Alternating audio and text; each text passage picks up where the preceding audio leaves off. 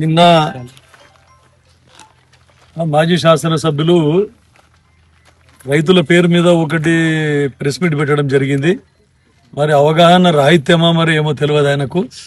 మేము మొన్ననే విజిట్ చేసిపోయినాము. మేము 89 లెవెల్లో ఉన్నప్పుడు విజిట్ చేసి రైతులందరికీ చెప్పినాం, ఎప్పుడు అలుగొస్తుందో ఎప్పుడు కంప్లీట్ అవుతుందో మనకు ఓవర్ఫ్లో అయినప్పుడు ఖచ్చితంగా మేము నీళ్ళు వదులుతామని చెప్పడం జరిగింది.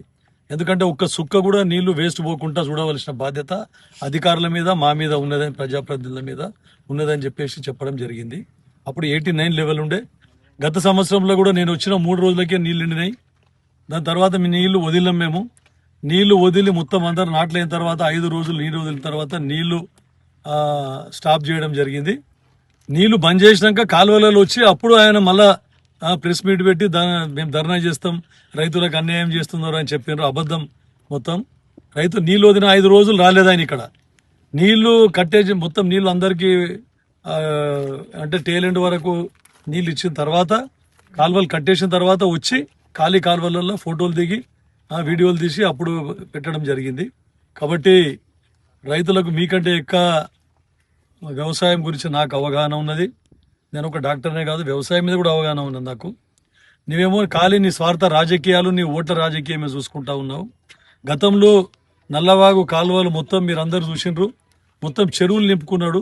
చెరువులు నింపుకుంటే పర్వాలేదు, మొత్తం వాళ్ళ పొలాలని వారిన తర్వాతనే బీద రైతులకు నీళ్ళు ఇవ్వడం జరిగింది. మళ్ళా పూడికతీత పేరు మీద ఎన్నో డబ్బులు ఎన్నోసార్లు దోచేసుకోవడం జరిగింది. గత సంవత్సరం రైతులందరూ సంతృప్తికరంగా ఖానాపూర్ కానీ, కృష్ణాపూర్ కానీ, బీబీపేట, మారడి అందరూ మొత్తం కల్లేరు అందరు కూడా పూడిక చాలా రోజుల తర్వాత ఇంత మంచిగా పూడిక తీసిన సార్ అని చెప్పడం జరిగింది. చివరి ఆయకట్టు వరకు కూడా మేము నీళ్ళు ఇవ్వడం జరిగింది. మీరు మీ దౌర్భాగ్యం ప్రభుత్వంలో మీరు మీ స్వార్థం గురించి 2 సార్లు క్రాప్ హాలిడే ప్రకటించారు. మళ్ళీ ఎప్పుడు కూడా నీళ్లు సక్రమంగా ఇవ్వలేదు మీరు. గతంలో కిషారెడ్డి గారు ఉన్నప్పుడు 89-90లోనే చివరి ఆయకట్టు వరకు నీళ్ళు ఇచ్చినాం. మొన్ననే చివరి ఆయకట్టు వరకు నీళ్ళు ఇచ్చినామని చెప్తా ఉన్నాం. ఈ పూడిక అనేది ట్రాక్టర్లు పెట్టి పూడిక క్లియర్ చేయడం జరిగింది. మరి మీరు ఏం చేసిండ్రు? కనీసం నీళ్ళిడడానికి వస్తే గత సంవత్సరంలో కనీసం మీరు బుష్ కటింగ్ కూడా చేయలేదు. కానీ బుష్ కటింగ్ పేరు మీద మీరు ఎన్నో బిల్లులు లేపుకోవడం జరిగిందని చెప్పేసి కూడా మీకు అందరికి చెప్తా ఉన్నాం. నీళ్ళు ఎప్పుడు ఇస్తా ఉన్నాం ఎమర్జెన్సీ కెనాల్కి. ఎప్పుడు కూడా వాళ్ళకి వేరే పంటలు పండాయి కాబట్టి ఆబితాబి 2 పంటలకు కూడా మేము నీళ్ళు ఇవ్వడం జరిగింది. గత కాంగ్రెస్ ప్రభుత్వాలలో కూడా మీరే దౌర్భాగ్యంగా 2 సార్లు క్రాప్ హాలిడే ప్రకటించి రైతుల మీద పొట్టగొట్టడం జరిగింది. రైతుల పొట్టగొట్టినరు. గతంలో మీ హయాంలో కూడా నల్లవాగు నిండు కుండలా ఉంటే కూడా మీరు నీళ్ళు ఇవ్వలేదు. అప్పుడు మేమందరం పాదయాత్ర చేపట్టి మొత్తము మీ ప్రభుత్వం మీద ఒత్తిడి తీసుకొని వచ్చి పంటలు ఎండిపోతా ఉన్నాయి, రైతులకు నష్టమైతే ఉన్నదని చెప్పేసి మేము ఆ రోజు బలవంతంగా ప్రభుత్వం మీద ఒత్తిడి తెచ్చి నీళ్ళు ఇప్పించిన ఘనత మా కాంగ్రెస్ ప్రభుత్వానికి, మా కాంగ్రెస్ పార్టీది, మా కాంగ్రెస్ నాయకులదని చెప్పేసి కూడా చెప్తా ఉన్నాం. ఎట్లాగూ నీళ్ళు ఇడుస్తాము. ఓవర్ఫ్లో అయితే మేము నీళ్లు వేస్ట్ చేయదలుచుకోలేదు. రైతులకు ఎంత మేరకు అవసరం ఉంటే అంత మేరకు నీళ్లు ఖచ్చితంగా వదులుతాం. తర్వాత దాన్ని దృష్టిలో పెట్టుకొని మీరు కానీ ఇంకా రాష్ట్ర నాయకులు కూడా ముందస్తుగా ప్రెస్ మీట్లు పెడతా ఉన్నారు. ఎందుకంటే కాంగ్రెస్ వాళ్ళు ఎట్లాగూ నీళ్ళు ఇడుస్తారు, ఎట్లాగూ ముందు జరగబోయే దాని గురించి ఇప్పుడే మీరు మేము డిమాండ్ చేస్తేనే నీళ్ళు ఇడిచిండ్రు అని చెప్పుకోవడానికి. కానీ మాకు ఎలాంటి బేసిజాలు లేవు. అవసరాన్ని బట్టి రైతులకు నష్టం జరగకుండా ఎల్లవేళలా మేము వారికి ఆదుకుంటాము రైతులకు అని చెప్తా ఉన్నాం. తర్వాత ఈ నల్లవాగు నీళ్లు కూడా టోటల్గా ఇప్పుడు 93 లెవెల్కి వచ్చిన తర్వాత అలుగు బారడం స్టార్ట్ కాగానే ఎంత అవుట్ఫ్లో ఉంటుందో, ఎంత ఇన్ఫ్లో ఉంటుంది, అంత అవుట్ఫ్లో వరకు మేము ఇవ్వడం జరుగుతుంది. కొంతమంది రైతులు మాకు అవసరం లేదు సార్, మొత్తం పొలాలలో మొత్తం నీళ్లు నిలబడ్డాయి వర్షాల వలన అని చెప్పడం జరిగింది. అయినా కూడా ఇంకా కొంచెము, ఎందుకంటే చిన్న కమతం ఉన్నటువంటి రైతులు కొంతమందికి కెనాల్ నీళ్లు పారకుంటే కూడా కొన్ని నాట్లేని పరిస్థితి. అట్లాంటి వాళ్ళు కేవలం 10% రైతులు ఉంటారు అంతే. 80%, 90% రైతులు అందరూ కూడా నాట్లు వేసుకోవడం జరిగింది. ఇంకో 10% రైతులు ఎవరైతే ఉన్నారో ఆ నీళ్లు తక్కబడి నాట్లు వేసుకోకపోతే వాళ్ళ గురించి ఉపయోగం అయితే ఈ నీళ్లు ఖచ్చితంగా వాళ్ళకి నీళ్లు వదిలిపెట్టే ప్రయత్నం చేస్తాం. కానీ మీరు గొప్పలు చెప్పుకోవద్దు, మేము ప్రెస్ మీట్ పెడితేనే ఇడిచిండ్రు అని చెప్పేసి. మేము భయపడే నీళ్లు వదిలే ప్రసక్తి కాదు. రైతులకు ఎప్పటికప్పుడు ఎప్పుడు అవసరం ఉన్న నీళ్లు అప్పుడు మేము ఇచ్చే విధంగా మా ప్రభుత్వం కృషి చేస్తుంది. మా అధికారులు ఎల్లవేళలా చూస్తూ నీళ్లు లెవెల్ పెరుగుతూ ఉంటే ఎప్పటికప్పుడు నాకు ఇన్ఫర్మేషన్ ఇస్తా ఉన్నారు. ఎప్పుడు అవసరం ఉంటే అప్పుడు నీళ్లు వదలడానికి మా ప్రభుత్వం సిద్ధంగా ఉంది అని చెప్తా ఉన్నాం. మీరు చెప్పవలసిన అవసరం లేదు, మీరు పాఠాలు నేర్పవలసిన అవసరం లేదు. మీరు నీటిని దొంగతనం చేసుకోవడము, మీ పొలాలకు ఫస్ట్ వారించుకోవడము, పేదల కడుపు కొట్టి అది మానుకోండి అని చెప్పేసి మీకు హితబోధ చేస్తా ఉన్నా. కాబట్టి ఇంకోటి, కెనాల్లో కూడా ఎవరు కూడా మోటార్లు పెట్టొద్దు అని చెప్పేసి నేను మరీ రైతులను వేడుకుంటా ఉన్నాను నేను. ఎందుకంటే కెనాల్లో మోటార్లు పెట్టడం వల్ల అందరికీ డిస్టర్బ్ అవుతుంది, చివరి ఆయకట్టకు నీళ్లు అందకుండా పోతాయి. కాబట్టి ఎందుకంటే నల్లవాగులో నీళ్ళు ఉంటే గ్రౌండ్ వాటర్ పెరుగుతుంది, కాబట్టి మీ బోర్లలో కూడా రీఛార్జ్ అవుతాయి, ఆ నీటిని వాడుకోండి అని కూడా మీకు అందరికీ చెప్పడం జరుగుతూ ఉంది. ఇక తర్వాత రైతుల ఎరువు గురించి మాట్లాడాను. ఎరువులు దొరుకుతలేవు ఎక్కడ అని. ఎరువులు నీకు దొరకలేదేమో మరి. ప్రతి రైతు ఎవరు కూడా కంప్లైంట్ రాలేదు ఇప్పటి వరకు. మా అగ్రికల్చర్ డిపార్ట్మెంట్, అగ్రికల్చర్ అధికారులు ఇక్కడే ఉన్నారు. ప్రతి సొసైటీ నుండి కూడా యూరియాను ఎప్పటికప్పుడు మేము డిస్ట్రిబ్యూట్ చేస్తా ఉన్నాం రైతులకు. ఎలాంటి కొరత రాకుండా కేంద్ర ప్రభుత్వంతో సంప్రదించి మా గౌరవ మంత్రివర్యులు తుమ్మల నాగేశ్వరరావు గారు, తర్వాత మా ముఖ్యమంత్రి గారు ఎప్పటికప్పుడు కేంద్ర వ్యవసాయ మంత్రితోనే సంప్రదింపులు జరుపుకుంటూ రాష్ట్రంలో ఎక్కడ కూడా ఎరువుల కొరత లేకుండా చూసిన ఘనత.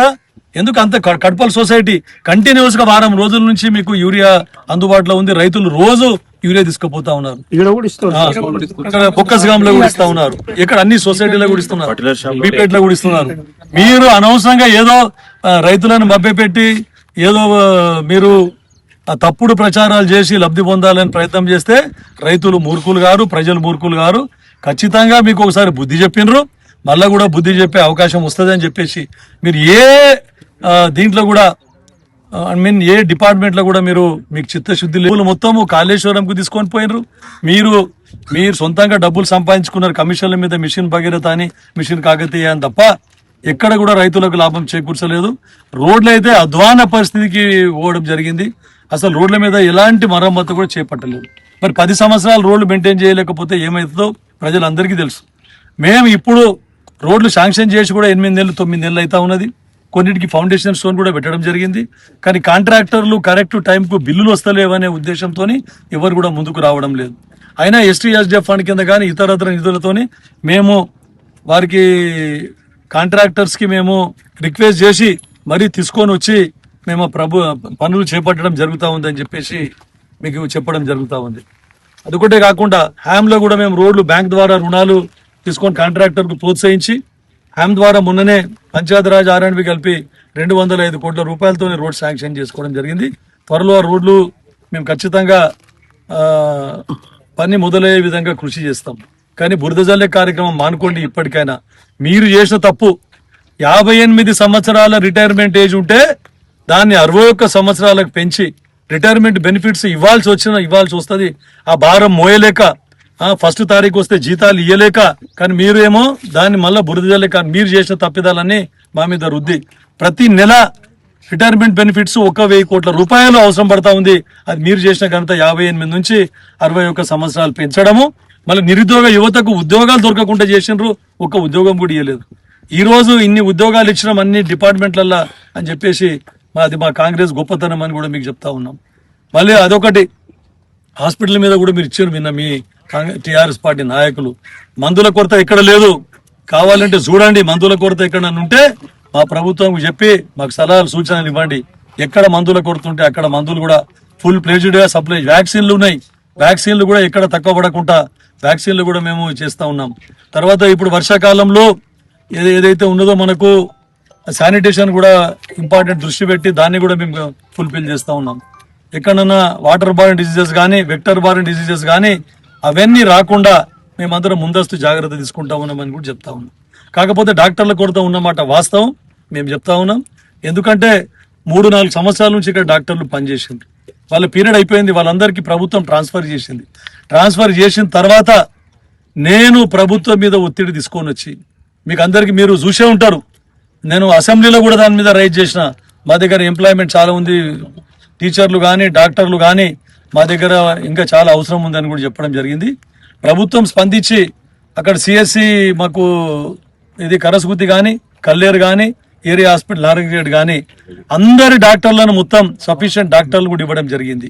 కానీ ఇంత దూరం నారాయణఖేడ్ అని చెప్పేసి చాలా మంది డాక్టర్లు అక్కడ జాయిన్ కాకుండా మళ్ళీ ట్రాన్స్ఫర్ కు ట్రై చేసుకుంటా ఉన్నారు, డిప్యుటేషన్ ట్రై చేసుకుంటా ఉన్నారు. అయినా మా మా మెడికల్ ఆఫీసర్స్ అందరికి కూడా, ఎందుకంటే పై అధికారులు అందరూ దృష్టికి తీసుకొని వచ్చి నారాయణ ఖేడ్ చాలా అత్యవసరం ఉన్నది డాక్టర్లదని చెప్పేసి వారికి డెప్యుటేషన్ ఇవ్వకుండా తిరిగి ట్రాన్స్ఫర్లు చేయకుండా వారందరినీ రిక్వెస్ట్ చేసుకొని ఎప్పటికప్పుడు వారితో సంప్రదించి వారు ఇక్కడ నారాయణ ఖేడ్లో విధులు నిర్వహించే విధంగా వారిని రిక్వెస్ట్ చేసుకుంటా ఉన్నాం. తర్వాత ఎక్కడైతే మీకు ఏమన్నా ఇబ్బందులు ఉంటే వాటిని మేము అధిగమించి మీకు అందరికి సహాయ సహకారాలు అందిస్తాం. మా ప్రజలకు మాకు మెడికల్ సర్వీసెస్ మీరు అందియాలి అని చెప్పేసి వారిని రిక్వెస్ట్ చేస్తూ ముందుకు తీసుకుపోతా ఉన్నాం. మీలాగా బురద జల్లే కార్యక్రమం మాకు లేదు. కావాలంటే స్టాటిస్టిక్స్ తీద్దాం, ఎక్కడికంటే ఎక్కడ ఛాలెంజ్. మీ 2023 కంటే ముందు ఎన్ని డెలివరీలు అయినాయి, ఎన్ని సిజేరియన్ సెక్షన్లు అయినాయి, ఎంతమంది అవుట్ పేషెంట్లు ఉండ్రి. తర్వాత 23 తర్వాత మా ప్రభుత్వం వచ్చిన తర్వాత 24 నుండి ఎంతమంది ఎన్ని డెలివరీస్ అయితే ఉన్నాయి, తర్వాత ఎన్ని సిజేరియన్ సెక్షన్లు అయినాయి, ఎంత అవుట్ పేషెంట్ పెరిగింది అని చెప్పేసి మీరే రికార్డులు చెప్తాయి, మేము చెప్పవలసిన అవసరం లేదని చెప్పేసి ఇకనైనా మీరు ఈ దుష్ప్రచారాన్ని ఆపుకోండి, అబద్ధాల ప్రచారాన్ని ఆపుకోండి, లేదంటే ప్రజలు మరొకసారి మీకు బుద్ధి చెప్తారని చెప్పి ఇప్పుడు కురుస్తున్న వర్షాలకి మన నారాయణ ఖేడ్ డివిజన్ పరిధిలో ఎటువంటి నీళ్ళ కొరత అనేది లేదు. ఇప్పటికే మనకి సాధారణ మించి వర్షపాతం నమోదైంది. మనకి ఇదే సిచ్యువేషన్ ఇంకొక 10వ తారీఖు వరకు ఉంటుంది కాబట్టి ఐఎండి వారి యొక్క సలహాల మేరకు 10వ తారీఖు వరకు వర్షాలు ఉన్నాయి కాబట్టి ఇప్పుడు వాటర్ కూడా అవసరం లేదు. ఎందుకంటే ప్రతి మల్లల్లో కూడా నీళ్లు బాగా ఉండిపోయినాయి, రీఛార్జ్ కూడా అవుతున్నాయి కాబట్టి ఇబ్బంది పడాల్సిన అవసరం లేదు. 10వ తారీఖు తర్వాత మళ్ళీ వర్షాలు ఒక తగ్గుముఖం పట్టే అవకాశం ఉంది. అప్పుడు దాన్ని బట్టి చూసి వాటరు మరి గౌరవ ఎమ్మెల్యే గారు అప్పుడు రైతులకి అవసరం మేరకు విడిచిపెట్టే ఆలోచనలో ఉంటారు కాబట్టి ఇప్పుడు ప్రస్తుతానికైతే రైతులకి వాటర్ అనేది ఇబ్బంది లేదు. Hi everybody, this is Kiriti Damaraju. Like, share and subscribe to Saira TV. Oh Saira!